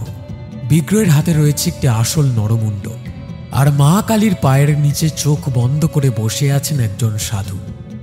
তার পরনে লাল রঙের ধুতি ও উত্তরীয়, গলায় কয়েকটা ছোট বড় রুদ্রাক্ষের মালা। তাকে দেখে ঠিক তান্ত্রিক বলে মনে হলো না কারুরই। এতগুলো মানুষের পায়ের শব্দ পেয়ে চোখ মেলে তাকালেন সাধু বাবা। ইশারায় সবাইকে বসতে বললেন তার সামনে। সবাই বসলে তিনি মায়ের দিকে তাকিয়ে মাকে প্রণাম করলেন। তারপর গম্ভীর গলায় জিজ্ঞাসা করলেন, এবার সব কথা আমাকে খুলে বল, কোনো কথা বাদ দিবি না। যদি লুকোছাপা করিস আমি কিন্তু কোনো সাহায্য করতে পারবো না। তাঁর কথা শুনে জমিদার বাবু আস্তে আস্তে মঞ্জরির মৃত্যুর কথা ও তাঁর সন্তান হারানোর দুঃখের কথা তাকে খুলে বললেন। জমিদার বাবুর কথা শেষ হয়ে যাওয়ার পরেই সাধু বাবা কিছুটা রেগে উঠে বললেন, আমি যে বললাম সব কিছু বলতে, তুই তো অনেক কিছু লুকিয়ে গেলি। যদি বাঁচতে চাস তবে সব সত্যি কথা স্বীকার কর। কি করেছিস তোরা তোদের ঘরের বউয়ের সাথে? তাঁর ধমক শুনে জমিদার বাবু তখন আমতা আমতা করে সবিস্তারে বললেন চন্দ্রশুদ্ধির কথা, উমাকান্ত লাঠির চোটে মঞ্জরির মৃত্যুর কথা ও তার শেষ সময় দিয়ে যাওয়া অভিশাপের কথা। সব শুনে সাধু বাবা কিছুটা সময় মাথা নিচু করে গম্ভীর হয়ে বসে থাকলেন। তারপর ধীরে ধীরে মাথা তুলে বললেন, তোরা খুব ভুল করেছিস। তোরা জানিস না যে কন্যা সন্তান সাক্ষাৎ মহাশক্তির অংশ হয়। বাড়িতে কন্যা সন্তান জন্ম নেওয়া মানে সে বাড়িতে মা লক্ষ্মীর আগমন হওয়া। আর তোরা কিনা সেই লক্ষ্মীকে এতদিন ধরে এত অপমান করেছিস, এত উদ্ধত্ত তোদের। এই জন্য সমস্ত শুভ শক্তি আজ তোদের পরিত্যাগ করেছে। আমরা তো শুধু আমাদের পরিবারে চলে আসা প্রথার অনুসরণ করেছি। ঠিক না ভুল অত কিছু তো বিচার করিনি আমরা। আপনি আমাদের বাঁচান দয়া করে বাবা। আপনি যা চাইবেন আমি আপনাকে তাই দেব, এই আমি কথা দিচ্ছি। আমাকে কিছুই দিতে হবে না তোদের। বাড়ি ফিরে যা, ওই জঘন্য প্রথা বন্ধ কর। আর আজ পর্যন্ত যা পাপ করেছিস তার জন্য মায়ের কাছে মনে মনে মাপ চেয়ে নে। যারা নিজেদের কৃতকর্মের জন্য অনুতপ্ত হয় মা তাদের মাপ করে দেন। এই কথা শুনে জমিদার বাবুর চোয়াল শক্ত হয়ে গেল। তিনি কঠিন গলায় বললেন, এই প্রথা আমাদের গ্রামের ঐতিহ্য। আমাদের পূর্বপুরুষরা যা পালন করে গিয়েছেন আমরা তাই মেনে চলছি। এতে পাপ হবার তো কিছু নেই। এসব কথা বাদ দিয়ে আপনি আসল কথা বলুন। আপনি কি ওই প্রেতাত্মাকে আটকাতে পারবেন? আর যদি না পারেন তাহলে সেটাও বলে দিন, আমরা চলে যাচ্ছি। জমিদার বাবুর কথা শুনে সাধু বাবার চোখ দুটো একবার জ্বলে উঠেই স্থির হয়ে গেল। থমথমে গলায় তিনি বললেন, বেশ, এটাই তাহলে তোদের শেষ কথা। তবে তোরা তো আমার কাছে বিপদে পড়ে এসেছিস, আমি তো তোদের ফেরাতে পারবো না। আমি শুধু চেষ্টা করতে পারি, তারপরে কি হবে তা শুধু মাই জানে। আজ তোরা ফিরে যা। আজ সারা দিন রাত আমি মায়ের পুজো করব। কাল সকালে আবার আসবি, তখনই তোদের বলে দেব কি করতে হবে। জয় মা। মায়ের দিকে তাকিয়ে তাঁকে প্রণাম করলেন সাধু বাবা। তাঁর গম্ভীর গলায় মা মা ডাকে যেন মন্দির কেঁপে উঠল। সাধু বাবার কথা মেনে নিয়ে সবাই তখনকার মতো মন্দির ছেড়ে চলে গেল। সাধু বাবা বসলেন সাধনায়। এতদিন পর তাঁর কাছে সুযোগ এসেছে। মা তাকে সুযোগ করে দিয়েছেন কড়ায় গণ্ডায় সব পাওনা শোধ করে দেওয়ার। দিন পেরিয়ে রাত নামল। সারা রাত ধরে পুজো করার পর ভোরবেলা আসন ছেড়ে উঠলেন সাধু বাবা। তার হাতে বড় একটা বাটিতে দুধ। সেই দুধের বাটি হাতে নিয়ে তিনি এসে বসলেন মন্দিরের দাওয়ায়। কিছুক্ষণ পরেই দূর থেকে জমিদার বাড়ির পালকি দেখা গেল। আজ আর জমিদার বাবু নিজে আসেননি, পাঠিয়েছেন নায়েব মশাই আর উমাকান্তকে। তাঁরা মন্দিরের চাতালে উঠে এসে সাধু বাবার পা ছুঁয়ে প্রণাম করতে যেতেই বাধা দিলেন তিনি। আমাকে না, মন্দিরের ভেতরে গিয়ে মাকে প্রণাম করে আয়। তাঁর কথা শুনে উমাকান্ত ও নায়েব মশাই মন্দিরের ভিতরে ঢুকে মা কালীকে প্রণাম করলেন। তাঁরা বাইরে এসে বসার পর সাধু বাবা বলতে শুরু করলেন, আমি কাল সারা রাত ধরে মায়ের পুজো করেছি। মাকে জানিয়েছি তোদের কথা। যারা বিপদে পড়ে মায়ের কাছে ছুটে আসে, মা তাদের সব সময় রক্ষা করেন। কিন্তু তোরা যে পাপ করেছিস, এই পাপের কোনো ক্ষমা হয় না। আমি নিশ্চিতভাবে বলতে পারবো না যে মা সত্যি তোদের রক্ষা করবেন কিনা। আজ পূর্ণিমা, আজ যখন চাঁদ উঠবে তখন তোদের গ্রামে যতজন পুরুষ আছে সবাই যেন গ্রামের মাঝখানের বট গাছের তলায় জড়ো হয়। খেয়াল রাখবি, এই জায়গায় কোনো স্ত্রীলোক বা শিশু যেন না আসে। এই দুধের বাটিটা নিয়ে যা, এটাকে চন্দ্রদেবের মন্দিরের মেঝেতে রাখবি। আর তারপর রাত গভীর হলে যখন পূর্ণিমার চাঁদের ছায়ায় দুধের বাটিতে পড়বে, তখন চন্দ্রদেবের উদ্দেশ্যে এই দুধ উৎসর্গ করবি। তারপর উপস্থিত সব পুরুষেরা নিজের ডান হাতের বুড়ো আঙুল কেটে এক এক বিন্দু রক্ত এই বাটিতে ফেলবি। তোদের আর কিচ্ছু করতে হবে না। বাকি যা যা করার আমি এখান থেকেই করব। যা যা, ফিরে যা। তবে মনে রাখিস, কোনো স্ত্রী বা শিশুর আজ রাতে ওই জায়গায় যাওয়া নিষেধ। এতটা বলে থামলেন সাধু বাবা। তাকে দুহাত জয় করে প্রণাম করে উঠে দাঁড়ালেন নায়েব মশাই ও উমাকান্ত। তাঁরা চোখের আড়াল হয়ে গেল।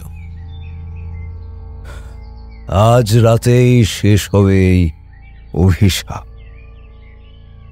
আর কোনো রক্তপাত হবে না প্রতাপপুরের মাটিতে,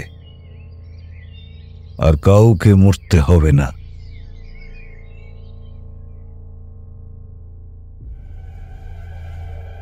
উমাকান্ত ও নায়েব মশাই জমিদার বাড়িতে পৌঁছে সবাইকে সব কথা বললেন। সবাই একটু স্বস্তি পেলেও একটা চোরা ভয় যেন মাছের কাঁটার মতোই সবার গলায় বিঁধে রইল। গ্রামের সবাইকে কথা জানিয়ে দেওয়া হলো। উদ্বিগ্ন মনে রাতের অপেক্ষা করতে লাগলো সবাই। এদিকে বিকেল হতে না হতেই ঘন কালো মেঘ কোথা থেকে এসে আকাশ ছেয়ে ফেলল। কান ফাটানোর শব্দে বাজ পড়তে শুরু করল। আর তার একটু পরই শুরু হলো মুষলধারে বৃষ্টি। জমিদার বাবু ভীষণ চিন্তায় পড়ে গেলেন। সাধু বাবা বলেছিলেন, যতক্ষণ না চাঁদের ছবি দুধের বাটিতে পড়বে ততক্ষণ কিছু করা যাবে না। এবার এত জোরে বৃষ্টি পড়লে তো চাঁদ দেখাই যাবে না। গোটা গ্রামের লোক একসাথে প্রার্থনা করতে লাগলো যাতে মেঘ কেটে আকাশ পরিষ্কার হয়ে যায়, যাতে চাঁদকে দেখতে পাওয়া যায়। গ্রামের সবার প্রার্থনাতেই হোক বা অন্য যে কোনো কারণেই হোক, সন্ধে নামার বেশ কিছুক্ষণ পরে মেঘ কেটে গিয়ে আকাশ একদম পরিষ্কার হয়ে গেল। দেখা গেল আকাশে জ্বলজ্বল করছে পূর্ণিমার চাঁদ। কিন্তু সেই চাঁদের রং অন্যান্য পূর্ণিমার রাতের চাঁদের মতো রূপলি নয়, বরঞ্চ রক্তের মতো লাল। সাধু বাবার কথা মতো গ্রামের সকল পুরুষেরা গিয়ে জড়ো হলো বটগাছ তলায়। সবাই মিলে শুরু করল চন্দ্রদেবের পুজো। ধীরে ধীরে রাত গভীর হতে শুরু করল। আর রাত যত গভীর হতে লাগলো ততই যেন পরিবেশে একটা গুমোট অস্বস্তিকর ভাব বাড়তে শুরু করল। গাছের একটা পাতাও যেন নড়ছে না। বিকেলে এত বৃষ্টি হওয়ার পরেও গরম একটুও কমেনি। একসময় চাঁদ মাথার উপরে উঠল, আর সাধু বাবার দেওয়া দুধের বাটিতে দেখা গেল চন্দ্রদেবের ছায়া। তাই দেখে সমস্বরে আনন্দে চিৎকার করে উঠল গ্রামবাসীরা। তারপর প্রথমে জমিদার বাবু হাতে তুলে নিলেন একটা ধারালো ছুরি। নিজের ডান হাতের বুড়ো আঙুল কেটে এক ফোঁটা রক্ত ফেললেন ওই বাটিতে। দেখা গেল বাটিতে থাকা দুধের সাদা রং বদলে গিয়ে টকটকে লাল হয়ে গেছে। ঠিক সেই মুহূর্তে শোঁ শোঁ আওয়াজ তুলে ভীষণ জোরে ঝড় উঠল। সবাই চমকে উঠে আকাশের দিকে তাকালো, কিন্তু সবাই অবাক হয়ে দেখল আকাশে এক টুকরো মেঘ নেই, জল জল করছে চাঁদ, অথচ ঝড়ের চোটে উথাল পাতাল হয়ে যাচ্ছে চারদিক। সবাই ভয়ে হুড়োহুড়ি করে গাছতলা থেকে নামতে গেলেন। তাদের পায়ে ঠেলা লেগে সেই দুধের বাটিটা উল্টে গেল। সবার প্রথমে জমিদার বাবু বাঁধানো চাতাল থেকে নামতে গিয়েছিলেন, কিন্তু তিনি হঠাৎ কিসে যেন একটা ধাক্কা খেয়ে পিছিয়ে এলেন। তারপর আরো কয়েকজনও নামতে গিয়ে অদৃশ্য কিছুতে বাধা পেলেন। বেশ কয়েকবার এরকম হওয়ার পর সবাই বুঝতে পারল কাঁচের মতো স্বচ্ছ কিছু অদৃশ্য একটা দেওয়াল যেন তাদের ঘিরে ফেলেছে, আর তারা আটকা পড়ে গেছে একটা মায়াজালের গণ্ডিতে। কি হচ্ছে বুঝতে না পেরে সবাই ভয়ে চিৎকার করতে শুরু করলো। ঠিক তখনই একটা কিসের ছায়া এসে আড়াল করে দিল চাঁদের আলোকে। অন্ধকারে ঢেকে গেল গাছতলা, আর তার সঙ্গে শত শত শিশু কণ্ঠের কান্নার আওয়াজ যেন কান ফাটিয়ে দিতে লাগলো সবার। সবাই চমকে উঠে উপরের দিকে তাকিয়ে দেখল একটা দানবাকৃতির নগ্ন স্ত্রীলোকের ছায়া এসে ঢেকে ফেলেছে চাঁদের আলো। তার দুই স্তন থেকে দুধ ঝরছে, দুই পায়ের মধ্যে থেকে ঝুলছে ছেঁড়া নাড়ি, ঠিক যেন এক সদ্য প্রসূত নারীর শরীর উঠে এসেছে মাটি ফুঁড়ে। সেই নারী এবার হাড় হিম করে দেওয়া স্বরে হাসতে লাগলো। হাসতে হাসতে সে বলল, কেমন লাগছে জমিদার বাবু এখন? বুঝতে পারছেন দম বন্ধ হয়ে মরতে কেমন লাগে? আপনারা সবাই মিলে এতদিন যে নিষ্পাপ শিশুদের দম বন্ধ করে মেরেছেন, আজ তারাই আপনাদের দম বন্ধ করে মারবে। শেষ কয়েকটা মুহূর্তে প্রাণ ভরে দেখে নিন পৃথিবীকে, আর কখনো চাঁদ সূর্যের মুখ দেখার কোনো সৌভাগ্য হবে না আপনাদের। এ কি করে সম্ভব? আমরা তো সাধু বাবার কথা মতোই সমস্ত কাজ করেছি, তাও তুমি কি করে এলে? কোন সাধু বাবার ক্ষমতা নেই আমাকে আটকানোর। আপনাদের আগেই বলেছিলাম একজন মায়ের মমতার কাছে কোনো ক্ষমতা খাটে না, এই কথা সেই সাধু বাবাও জানেন, তাই তিনিও আমাকে বাধা দেওয়ার সাহস করেননি। বিশ্বাসঘাতক! আমাদের সাহায্য করার নামে এসব বুজরুকি দেখিয়ে অন্য সাধু সরে পড়েছে। আমরা তাকে বিশ্বাস করেছিলাম, আর সে এইভাবে আমাদেরকে ঠকালো। ভুল করছেন জমিদার মশাই। আপনারা এতদিন ধরে যে পাপ করেছেন, তারপর আপনাদের রক্ষা করার ক্ষমতা জগতের কোনো শুভ শক্তির নেই। আপনাদের বাঁচানোর চেষ্টা করলেই বরং সেই সাধু পাপ করতেন, কারণ পাপ হোক বা পুণ্য, সমস্ত হিসেব যে এইখানেই চুকিয়ে দিয়ে যেতে হয় জমিদার মশাই। আবার সেই বুক কাঁপানো গলায় হেসে উঠল মঞ্জরির প্রেতাত্মা। হঠাৎ বটগাছতলার সাদা পাথরে বাঁধানো চাতালটা ফেটে যেতে লাগলো। সেই ফাটল থেকে জলস্রোতের মতো উঠে আসতে লাগলো দুধ। এতক্ষণ ধরে চিৎকার করে কাঁদতে থাকা বাচ্চা মেয়েগুলো যেন কোথা থেকে উঠে আসতে লাগলো।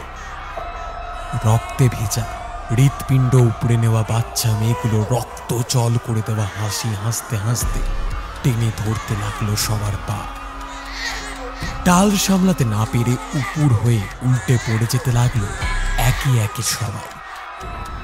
আর সঙ্গে সঙ্গে সেই বিভৎস বাচ্চা মেয়েগুলো লাফিয়ে উঠে পড়তে লাগলো সবার পিঠে। এক একজনের পিঠে ৩-৪টি বাচ্চা উঠে পড়ে তাদের ঘাড় ধরে মুখটা গুঁজে দিতে লাগলো মাটিতে জমে থাকা দুধে।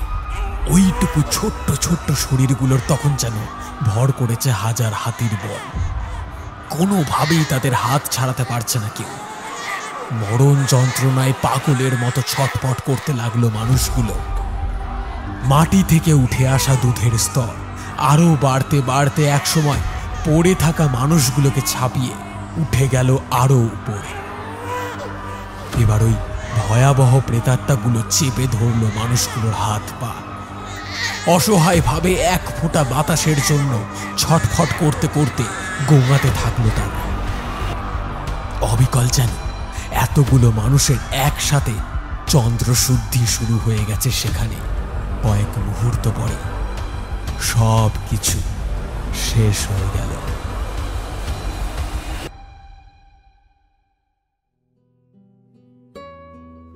মাটি থেকে উঠে আসা দুধ আবার মিলিয়ে গেল মাটিতে, আর সেই বিভৎস বাচ্চা মেয়েগুলো সবাই এক একটা আলোর বিন্দু হয়ে মিলিয়ে যেতে লাগলো আকাশে। মঞ্জরির প্রেতাত্মাও একইভাবে হারিয়ে গেল।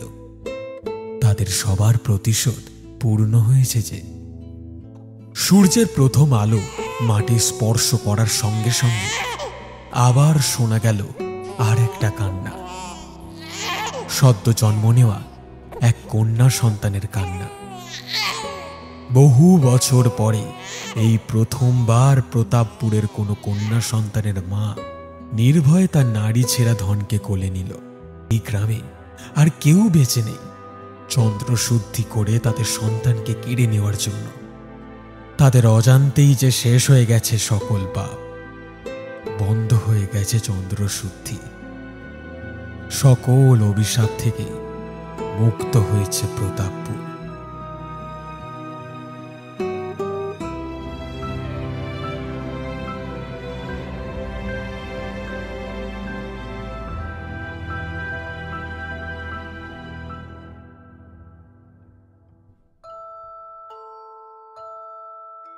শেষ হলো আজকের গল্প চন্দ্রশুদ্ধি।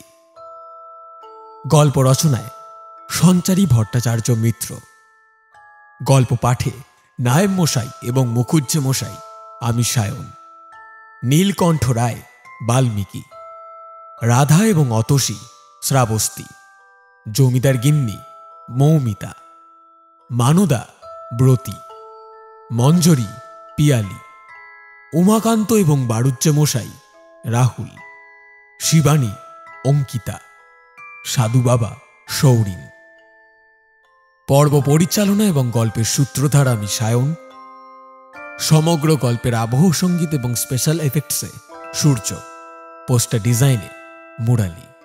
আমরা অসংখ্য ধন্যবাদ জানাই গল্প লেখিকা শ্রীমতী সঞ্চারী ভট্টাচার্য মিত্র এবং বিস প্রোডাকশনকে আমাদের এই উদ্যোগে পাশে থাকার জন্য। কেমন লাগলো আমাদের আজকের গল্প জানান আমাদের কমেন্ট বক্সে।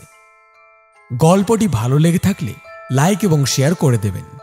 আমাদের গল্প নিয়মিত শুনতে হলে চ্যানেলটিকে সাবস্ক্রাইব করতে ভুলবেন না। আবার একটি নতুন গল্প নিয়ে খুব শীঘ্রই হাজির হচ্ছি আমরা। ততক্ষণের জন্য বি সেফ, স্টে কানেক্টেড।